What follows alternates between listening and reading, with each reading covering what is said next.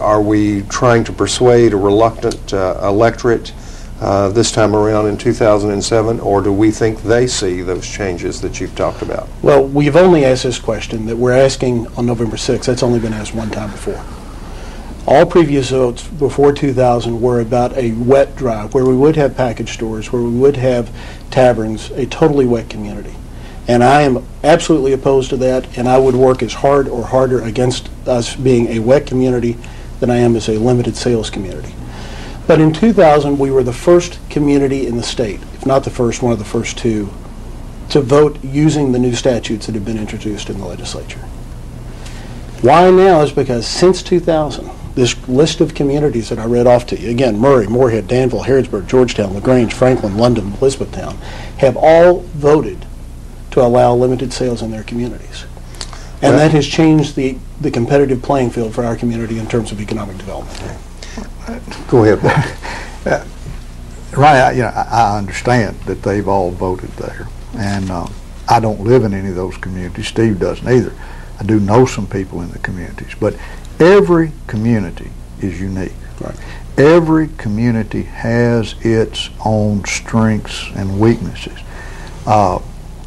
I saw something about competitiveness in the paper today. And yet I look at Horse Cave, dry as a bone, between out toward Heistville and on north. Dart, grown tremendously, and is sitting there, as I understand it, facing at least a 400 job expansion. Marzetti, T. Marzetti's, Sister Schubert's. These are all companies that have come to an absolutely dry community. And the issue there wasn't wet or dry. It's workforce and infrastructure and incentives. It's my understanding that the Caveland Environmental Authority that does sewer and water in that area did a tremendous job providing incentives for T. Marzetti. Those are the things. And transportation. Dart's on a railroad right off the interstate. You look at E-Town is in such a tremendously good position from every state, at the intersection of 4 major toll roads. And I wanted to ask about that, Steve. I mean, how much of a factor is this? Glasgow, if you look at Glasgow and Barron County historically, we've been kind of a center, but over time we allowed what became Western to leave. The railway spur became only a spur, and I-65 bypassed us, which were probably in those days the biggest thing.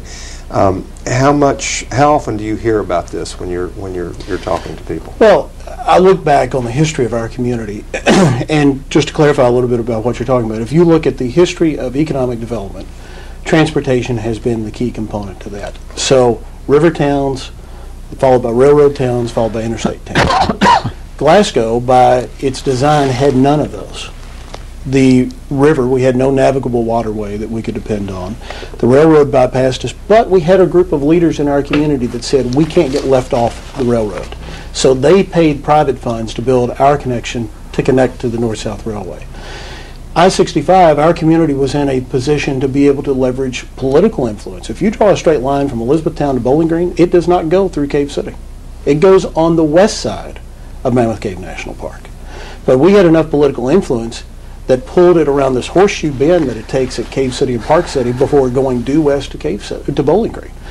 And obviously Governor Nunn, when he was there, was very instrumental with the Cumberland Parkway being built.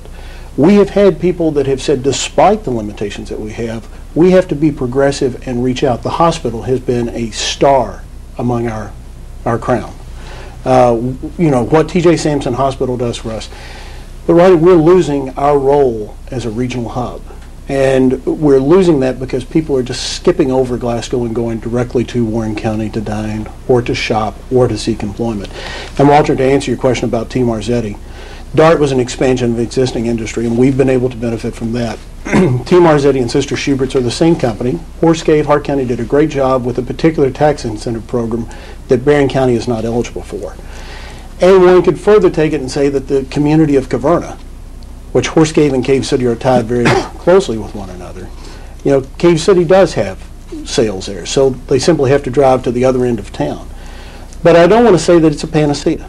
I am not saying that if we have restaurant sales, limited sales in restaurants, that everything's going to be perfect. It is a component, but it is a key component.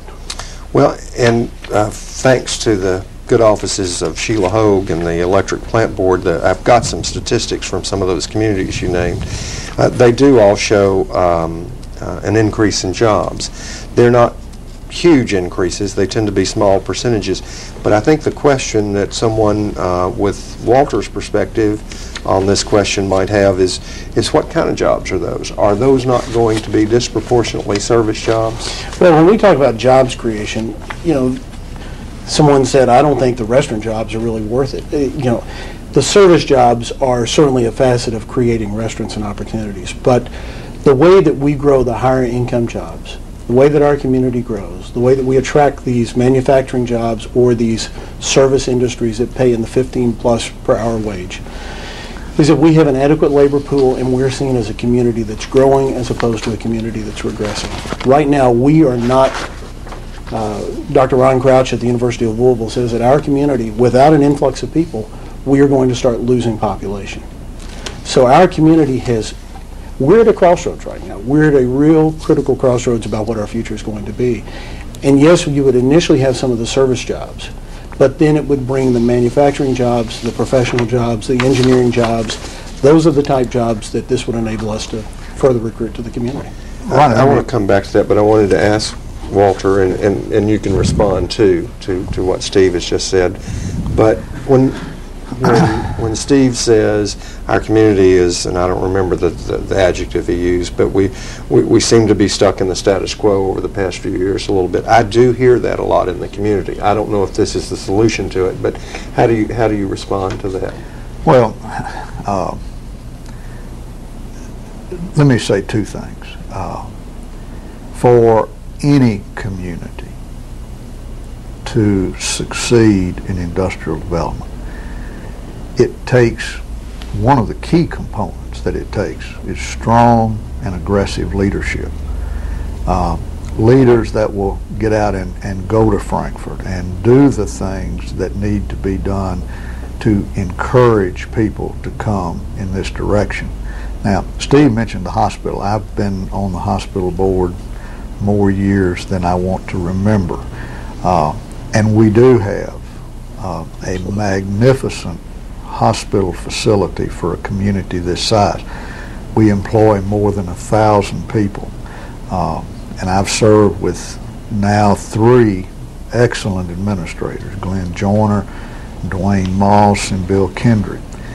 One of our biggest challenges is to challenge or to recruit these high-paid professionals in the medical community, not necessarily in the hospital, but the doctors that make up the medical community. And yes, there have been times that, well, I wish there was, you know, I could have a drink here. But that wasn't the issue as to whether we got them or whether we didn't get them. We have lost those people primarily because of other communities and other hospitals offering them more. And the ones that we have persuaded, and sometimes it's been persuasion to come here, in most instances the primary issues are business issues of salary, compensation, coverage, huge issue, and things that mean something. You know, can they have time with their family that can mean something there? The other, and this is where Steve and I, we can argue. He can say it's a significant issue. I think it's a minor issue in any of these areas, because all of the economic issues and those issues, I think, are the most important issues for economic development. We'll give both of you a chance to talk about this a little more, but for right now we're going to take a break for our commercial sponsors. You're watching Talk on the Street, and we'll be right back. Friday Night Football. It's that time of the year. Fans in the stands, supporters cheering on their favorite teams, tailgating before the big game. What could be better? touchdowns. Now through October 30th.